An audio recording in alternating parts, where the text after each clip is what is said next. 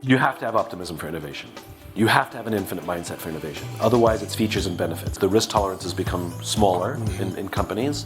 The incentive structures no longer reward risk-taking, they reward success, right? I remember when I was young in my career, I'll spare you the whole story, but basically, I took part in something that failed and I got a huge promotion.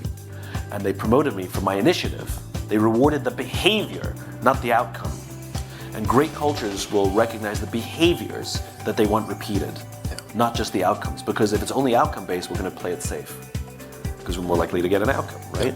So I think optimism plays a huge role. And that's where cause comes in, which is we're trying to advance something way bigger than ourselves. And the company and the leaders can easily describe the vision, the idealistic vision of the world we're trying to build. I have a dream. All men are created equal. Like, these are visions of worlds that don't exist and never will.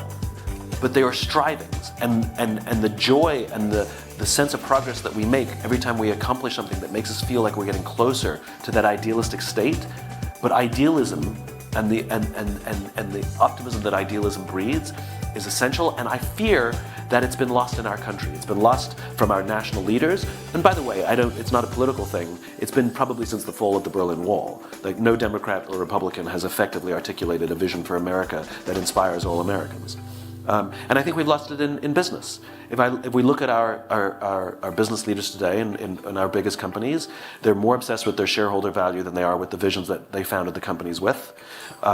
They're more obsessed with short-term incentive structures than they are with long-term bets, even if they fail a bunch of times. And it's all of these things. We keep replacing visionary CEOs with operators to run our companies. The number of CEOs that were the COO or CFO. I just think over the past 40 years, the way that capitalism has gone and the rise of Miltonian and Jack Welchian capitalism, we've seen one of the side effects is an eroding of optimism and idealism.